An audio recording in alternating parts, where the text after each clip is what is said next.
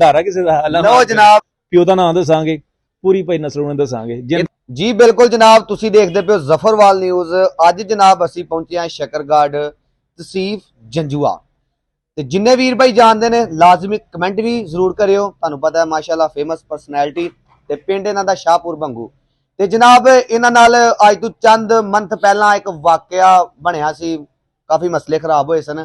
अज तो जनाब इन्हां तो जानने आ ओ की गल होई सी, की निज़ाम सी जिहड़ा मतलब कि इन्ना जनाब रौला पै गया सी पूरे पाकिस्तान च, की होया सी उन्हां नाल गल करने आ। अस्सलाम वालेकुम तसीब भाई। जी वालेकुम सलाम अली भाई, की हाल है जनाब? ठीक अल्लाह दा बड़ा शुक्र, तुसीं सुनाओ ठीक हो? ये जनाब तुहाडा प्यार है कि तुसीं सानू लभ गए हो अज। जनाब मुहब्बतां तुहाडियां सारे भाई तुहाडे दिल विच वसणियां लभो से सानू। शुक्रिया जनाब। ठीक है जी।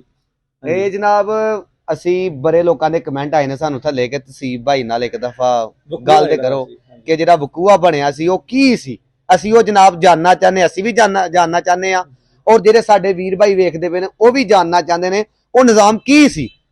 ਅਲੀ ਭਾਈ ਅੱਲਾਹ ਭਲਾ ਕਰੇ ਤੁਹਾਡਾ। ਇਹ ਜਿਹੜੀ ਡਿਟੇਲ ਹੈ ਨਾ ਇਹ ਮੈਂ ਕੋਈ 2-3 ਦਿਨ ਬਾਅਦ ਦੇਣੀ ਸੀ, ਮਤਲਬ ਕਿ ਮੇਰਾ ਪੋਡਕਾਸਟ ਆ ਰਿਹਾ ਸੀ, ਲੇਕਿਨ ਤੁਸੀਂ ਹੁਣ ਆ ਗਏ ਹੁਣ, ਲੇਕਿਨ ਤੁਹਾਨੂੰ ਦੱਸਣੇ ਪਏਗਾ ਭਾਈ ਨੇ, ਕਿਉਂਕਿ ਤੁਸੀਂ ਮੇਰੇ ਨਾਲ ਬਤਾ ਲਿਓ, ਮੇਰੇ ਨਾਲ ਮਾਸ਼ਾਅੱਲਾ ਬੜੇ ਬੜੇ ਅਜ਼ੀਮ ਹਸਤੀਆਂ ਨੇ।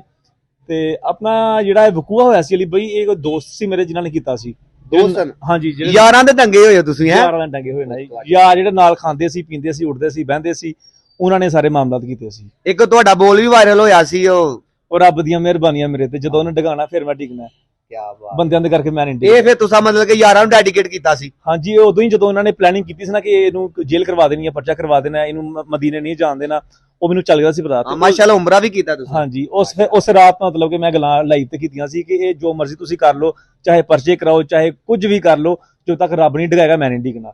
ਇਹ ਫਿਰ ਮੈਂ ਲਾਈਵ ਤੇ ਗੱਲਾਂ। ਉਹ ਵਕੂਆ ਕੀ ਸੀ, ਥੋੜਾ ਜਿਹਾ ਸਾਨੂੰ ਸ਼ਾਰਟ ਦੱਸੋ। ਹਾਂ, ਵਕੂਆ ਕੁਝ ਵੀ ਨਹੀਂ ਸੀ ਅਲੀ ਭਾਈ, ਮੈਂ ਜਾਣਾ ਸੀ ਆਪਣਾ ਇੱਕ ਨਾ ਇਵੈਂਟ ਹੋਇਆ ਸੀ 11 ਅਗਸਤ ਨੂੰ ਇੱਥੇ ਸ਼ਕਰਗੜ੍ਹ, ਠੀਕ ਹੈ। ਉਸ ਇਵੈਂਟ 'ਚ ਬਸ ਸ਼ਕਰਗੜ੍ਹ 'ਚ ਮੈਨੂੰ ਇਨਵਾਈਟ ਕੀਤਾ ਸੀ।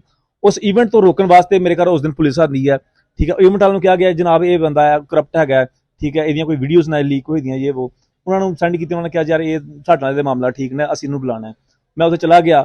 ਉਹ ਜਦੋਂ ਉੱਥੇ ਮੈਂ ਨਾਕਾਮ ਹੋ ਗਿਆ, ਅਗਲੇ ਦਿਨ ਮੈਂ ਜਾਣਾ ਸੀ ਆਪਣਾ ਸਊਦੀਆ ਆਪਣਾ ਉਮਰੇ ਤੇ, ਠੀਕ ਹੈ। ਫਿਰ ਉਹਨਾਂ ਨੇ ਉਮਰੇ ਤੋਂ ਰੋਕਣ ਲਈ ਮਤਲਬ ਕਿ ਸਾਰਾ ਇਹ ਪ੍ਰੋਪਾਗੈਂਡਾ ਕੀਤਾ।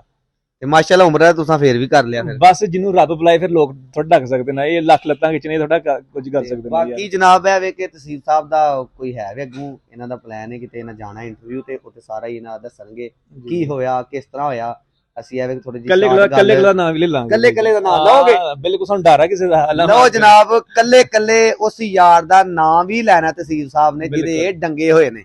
ਕੱਲੇ ਦਾ ਨਾਮ ਲਵਾਂਗੇ, ਤਫਸੀਲ ਦੱਸਾਂਗੇ, ਪਿੰਡ ਦੱਸਾਂਗੇ, ਪਿਓ ਦਾ ਨਾਮ ਦੱਸਾਂਗੇ, ਪੂਰੀ ਭਾਈ ਨਸਲ ਨੂੰ ਦੱਸਾਂਗੇ। ਇਹਦਾ ਮਤਲਬ ਕਿ ਤੁਹਾਡੇ ਦਿਲ ਵਿੱਚ ਸਭ ਕੁਝ ਤੁਹਾਨੂੰ ਪਤਾ ਹੈ ਕਿ ਜਿਹਦਾ ਤੁਹਾਨੂੰ ਡੰਗਿਆ ਹੋਏ? ਬਿਲਕੁਲ ਸਾਰਿਆਂ ਦਾ ਪਤਾ ਭਾਈ, ਨਾਂ ਲਿਖੇ ਹੋਏ ਨੇ, ਲਿਸਟ ਬਣਾ ਕੇ ਰੱਖੀ। ਮਾੜਾ ਟਾਈਮ ਕਰਾਂਦਾ ਪਰਖ ਯਾਰਾ, ਕਿਹੜੇ ਆਪਣੇ ਤੇ ਕਿਹੜੇ ਗੈਰ ਯਾਰਾ, ਕਿਹੜੇ ਮੈਨੂੰ ਛੱਡ ਗਏ ਸੀ ਤੇ ਕਿਹੜੇ ਖੜੇ ਸੀ ਮੇਰੇ ਨਾਲ ਯਾਰਾ। ਨਾ ਪੜਿਆ ਨਹੀਂ ਕਿਤਾਬਾਂ ਨੂੰ, ਬਸ ਚਿਹਰੇ ਪੜਨੇ ਸਿੱਖ ਲਏ ਨੇ, ਚੰਗੇ ਟਾਈਮ 'ਚ ਪਰਦੇ ਚੁੱਕਾਂਗੇ, ਨਾ ਸਭ ਦੇ ਦਿਲ ਤੇ ਲਿਖ ਲਏ ਨੇ, ਲਿਖੇ ਹੋਏ ਨੇ ਨਾ ਸਭ ਦੇ ਦਿਲ ਤੇ।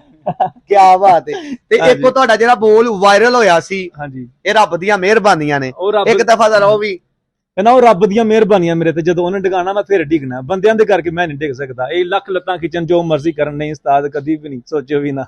ਇਸ ਤਰ੍ਹਾਂ ਹੀ ਗੱਲ ਹੈ, ਜਦੋਂ ਰੱਬ ਸਾਥ ਦੇ ਬੰਦੇ ਦਾ ਤੇ ਬੰਦਾ ਕੁਝ ਨਹੀਂ ਕਰ ਸਕਦਾ। ਇਹ ਵੇਖ ਕੇ ਤੁਸੀਂ ਵੀਰਾਂ ਭਰਾਵਾਂ ਨੂੰ ਜਿਹਦੇ ਨਾਲ ਤੁਰਦੇ ਹੋ, ਖਾਂਦੇ ਪੀਂਦੇ ਹੋ, ਉਹਦੇ ਨਾਲ ਰਹੋ, ਦੋ ਨੰਬਰੀ ਨਾ ਕਰੋ, ਡੰਗੋ ਨਾ।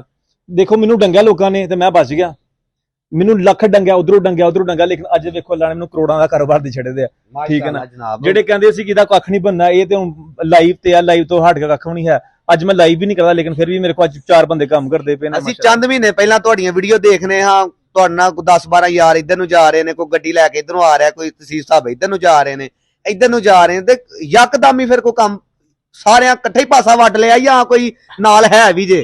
ਕਹਿੰਦਾ ਕੰਮ ਹੋਵੇ ਤੇ ਨੂਰ ਮੁਹੰਮਦ, ਨਾ ਹੋਵੇ ਤੇ ਨੂਰਾ, ਮਤਲਬ ਨਿਕਲ ਗਿਆ, ਫਿਰ ਉਹ ਵੀ ਨਿਕਲ ਗਏ। ਜਿਹੜੇ ਨਸਲੀ ਸੀ ਅੱਜ ਵੀ ਯਾਰ, ਅੱਜ ਵੀ ਨਾਲ ਨੇ ਮੇਰੇ, ਨਸਲੀ ਯਾਰ ਹੈ ਨੇ, ਅੱਜ ਵੀ ਨਾਲ ਖੜੇ ਨੇ। ਕੋਈ ਨਾਂ ਸ਼ੋ ਕਰ ਸਕਦੇ ਹੋ? ਨਾ ਬਿਲਕੁਲ ਜਨਾਬ, ਗੁੱਲੂ ਖਾਨ ਬਾਦਸ਼ਾਹ, ਵਸੀਮ ਖਾਨ, ਆਪਣਾ ਜੰਜੂਆ ਭਾਈ ਹੈਗੇ ਨਾ, ਠੀਕ ਹੈ, ਮੋਹਸਨ ਗੋਰੀ ਦਾ, ਠੀਕ ਹੈ। 4 ਯਾਰ ਨਾ ਮੇਰੇ, 4 ਪਹਿਲੇ ਦਿਨ ਤੋਂ ਨਾਲ ਸੀ ਤੇ ਅੱਜ ਵੀ ਨਾਲ ਨਾ ਮੇਰੇ। ਪਹਿਲਾਂ ਤੁਸੀਂ ਬਰਿਆਂ ਦੇ ਨਾਲ ਲੈਂਦੇ ਸੋ? ਬਸ ਤੁਹਾਨੂੰ ਕੀ, ਉਹ ਜਦੋਂ ਬੰਦਾ ਉਹ ਇੱਕ ਛਾਨਣੀ ਫਿਰ ਗਈ ਨਾ, ਸਾਰੇ ਪਹਿਲੇ ਤਾਂ ਕਹਿੰਦੇ ਸਾਰੇ ਯਾਰ ਛਾਨਣੀ ਚ ਪਾ ਕੇ ਤੂੰ ਆਵੇ ਛਾਨ ਛੜਿਆ, ਛਾਨ ਛੜੇ। ਹੁਣ 4-5 ਹੀਰੇ ਹੈਗੇ ਨੇ ਜਿਹੜੇ ਮੇਨ ਹੈਗੇ ਨੇ, ਬਾਕੀ ਸਭ ਖੱਲੀ ਬਲੀ ਹੋ ਗਏ ਨੇ। ਕੀ ਬਾਤ ਹੈ।